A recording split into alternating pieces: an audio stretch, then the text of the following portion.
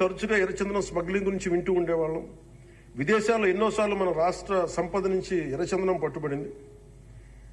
ఉదాహరణకి మీకు ఒక సంఘటన చెప్తాను అధ్యక్ష. ఎంత నెగ్లిజెంట్గా ఉన్నారంటే, నేను కుంకి ఏనుగుల గురించి కర్ణాటకకి వెళ్ళాను అధ్యక్ష.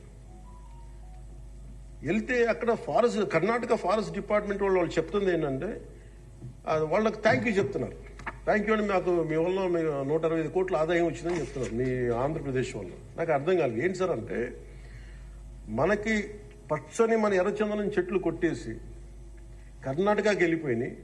అక్కడ కర్ణాటక ఫారెస్ట్ డిపార్ట్మెంట్ వాళ్ళు పట్టుకొని దాన్ని వాళ్ళు స్వాధీనం చేసుకొని 2 విడతలుగా ఒకసారి 100 కోట్లు ఇంకోసారి 25 కోట్లు మన ఎర్రచందనాన్ని స్వాధీనం చేసుకుని వాళ్ళు ట్రెజరీలోకి జమ అయింది అధ్యక్ష.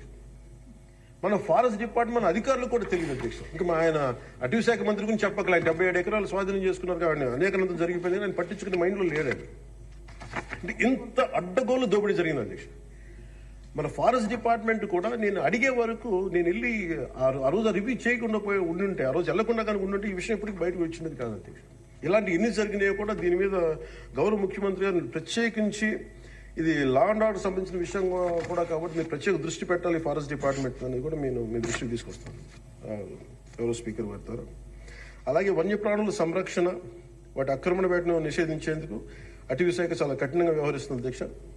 తీర ప్రాంతాలను పరిరక్షించేందుకు మడ అడవుల పెంపకంపై ప్రత్యేక దృష్టి పెట్టడం జరిగింది.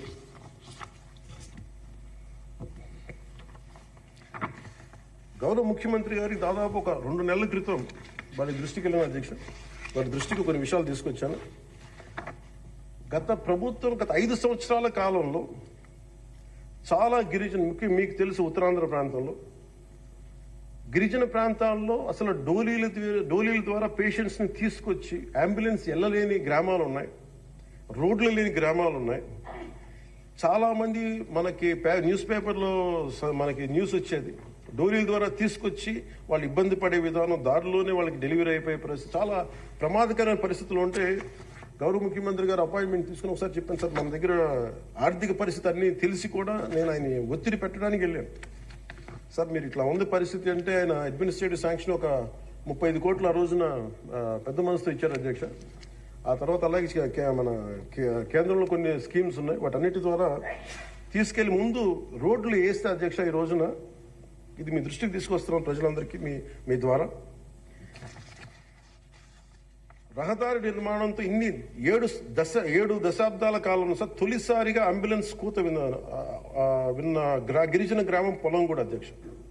సకాలంలో అంబులెన్స్ రావడంతో నిమిషాల్లో ఆసుపత్రికి చేరుకొని ఆరోగ్యమైన మగబిడ్డకి జన్మనిచ్చేసి ఒక గిరిజన మహిళ.